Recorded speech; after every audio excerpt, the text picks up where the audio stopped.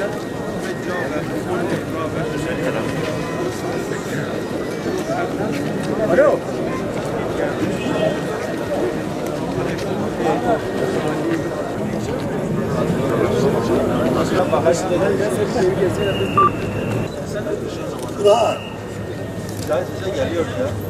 Değerli basın mensupları ve değerli STK temsilcileri, hepiniz hoş geldiniz. Bugün inşallah Mısır'da işlenen katliama yönelik bir basın açıklamamız ve akabinde de inşallah bir duayla programı bitireceğiz. Firavunlaşan Sisi cuntasının idamlarını durdurmak için insanlık ayağa kalkmalıdır. Kim bir cana veya yeryüzünde bozgunculuk çıkarmaya karşılık olmaksızın haksız yere bir cana kıyarsa bütün insanları öldürmüş gibi olur. Her kim bir canı kurtarırsa bütün insanları kurtarmış gibi olur. Mısır'da 16-17 Haziran 2012 yılında %51.73 oyla Cumhurbaşkanı seçilen Muhammed Mursi hükümetine darbe yapan Sisi cuntası meşru hükümeti savunmak için Rabia Meydanı'nda oturma eylemi yapan silahsız binlerce insanı katletmişti. Emperyalist dünyanın ve işbirlikçi bazı Arap ülkelerinin desteğini alan Sisi, dünyanın kör vicdanından ve ümmetin sessizliğinden güç alarak gittikçe daha da firavunlaşmakta, Firavun'un Hazreti Musa'nın kavmine yaptıklarının bir benzerini binlerce yıl sonra Mısır'da masum Müslüman kitlelere yapmaktadır. Darbeci Sisi hükümeti bugüne kadar göstermelik yargılamalarla idama mahkum ettiği 165 masum kardeşimizi idam etti. Mısır zindanlarında her an idam edilmeyi bekleyen 600 kişi vardır. Üstelik ağır işkenceler eşliğinde ve de çelik kafesler içinde savunma hakkı verilmeksizin yapılan yargılamalar devam ediyor ve kurulan yargı tiyatrosunda yeni idam kararları veriliyor. Junta yargısı daha geçen Eylül ayında aralarında Muhammed Biltaci'nin de bulunduğu 75 kişiyi daha da idama mahkum etti. İdam kararlarını tüm dünyanın gözleri önünde sessiz sedasız uygulayan Sisi cuntası bu kadar ölümlere rağmen kana doymuyor. Geçtiğimiz günlerde de Şubat ayının şehitler kervanına katılan 9 genç junta tarafından haksız yere idam edildi. Sisi cuntası arkasına aldığı emperyalist ülkelerin doğrudan insanlığın sessizliğinin dolaylı desteğiyle her gün yeni idamlar gerçekleştiriyor. Yeni bir barbarlığa imza atıyor. Birleşmiş Milletler'in idamlarını durdurma çağrıları boşta yankılanıp duruyor.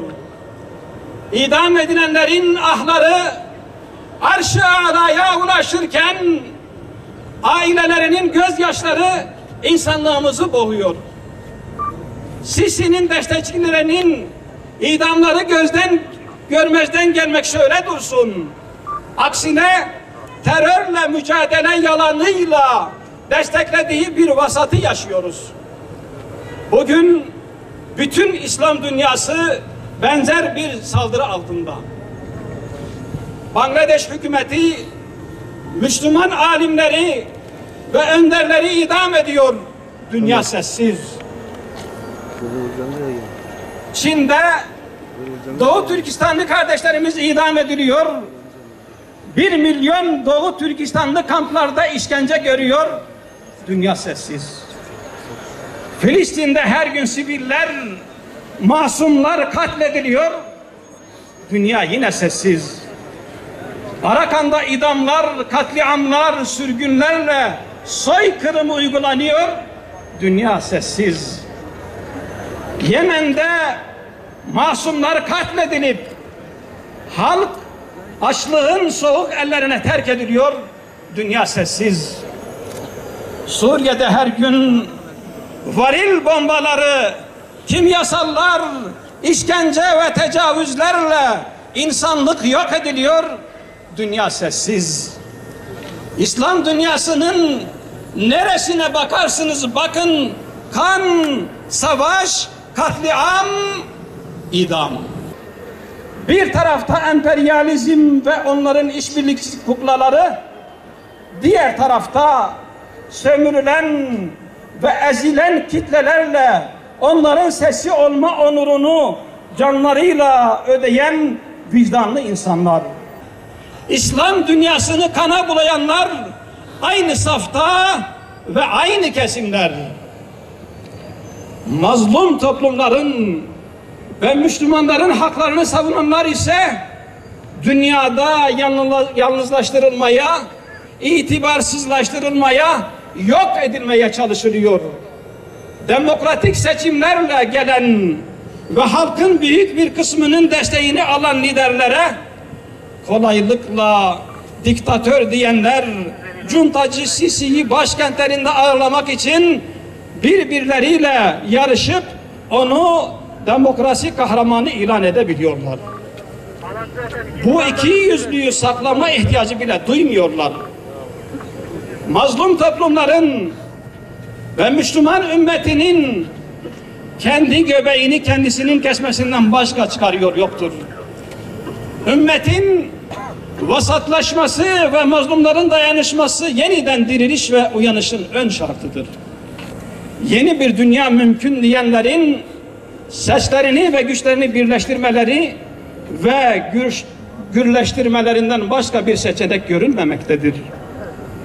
Kendisine hakkı ve adaleti ayakta tutma vazifesi yüklenmiş ümmetin bu sessizliği, bu kayıtsızlığı İslam dünyasına dişlerini geçirmek için bekleyenleri maalesef ki cesaretlendiriyor. O nedenle biz onurun direnişte, izzetin hakkı haykırmakta, dirilişin zulme karşı mazlumu savunmakta ve kurtuluşun adaleti ayakta tutmakta olduğuna inanan Memur Sen ve siz değerli kardeşlerimizle beraber bugüne kadar susmadık, susmayacağız. Dayanışma ruhuyla hareket etmekten ve dayanışma çağrılarımızı bıkmadan, usanmadan sürdürmekten vazgeçmeyeceğiz. Haksızlık karşısında susan dilsiz şeytandır sözünü şiar edinen bizler şu ilahi buyruğa iman etmişiz. Zulmedenlere meyil etmeyin, yoksa size ateş dokunur. Sizin Allah'tan başka dostlarınız yoktur. Sonra yardım da göremezsiniz. Bu vesileyle Memur Sen ve tüm dava kardeşlerimizle beraber Mısır'daki idamların durması için bütün onurlu kesimlerin insanlık ortak paydasında hak ve adaletten yana birleşmeleri ve güçlü bir itirazda bulunmaları çağrımızı yineliyoruz. İslam İşbirliği Teşkilatı'na acil toplanma çağrısını yapıyoruz. Cuntacı Sisi ve destekçilerini kınıyor ve lanetliyoruz. Mısır'da idam edilen gençlerimizin şehadetleri vesilesiyle kendilerine rahmet, ailelerine ve bütün İslam ümmetine başsağlığı diliyor. Mısır zindanlarındaki masum ve mazlum kardeşlerimizle dayanışma irademizi bir kez daha ifade ediyoruz. Şunu unutmayın, idama giden evladını anne Hazreti Hacer misali teselli ediyor. Evladım, şehitlik büyük bir mertebedir. Sabır lazım bize diyor. Şu zalimlere karşı ne olur asla gevşemeyin diyor. Ve diğer taraftan Hazreti İsmail misali büyük bir teslimiyetle, gevşemeden, çekinmeden meydan okuyarak şehadete gidiyor. Ve bir diğer kardeşimiz yüzlerinde insan sıfatı olmayan o zalimlere karşı Allah'ın mahkemesinde sizden davacı olacağım diye haykırıyor. Ve diğer bir annemiz evladı biraz sonra şehadete gidecek, yalvarıyor, ne olur son bir kez ben oğluma sarılayım. Zalimler buna da fırsat vermiyor. Hamdolsun neticede o müyesser oluyor. Rabbimiz bu düşünceyle yaşamayı nasip eylesin. Hocamız. Amin. Bismillahirrahmanirrahim. Elhamdülillahi Rabbil alemin. Vessalatu vesselamu ala Resulina Muhammedin ve ala alihi ve sahbihi ecma'in. Rabbena atina fid dünya haseneten ve fil ahireti haseneten ve qina azaben nar. Allahümme la tuhricna mined dünya illa ma'aş şehadeti vel Kur'an vel iman. Ya Rab ve ya ilahel alemin. Şehadete giden kardeşlerimizin şehadetini makbul eyle ya Rab. Amin. Dualarımızı kabul eyle ya Rab. Amin. İslam dinini hakim eyle ya Rab. Amin. Kahhar ismiyle din düşmanlarını kahru perişan eyle ya Rab. Amin. Onlara fırsat verme ya Rab. Amin. Müslümanlara güç ve kuvvet ihsan eyle ya Rab. Amin. Ya ilahel alemin,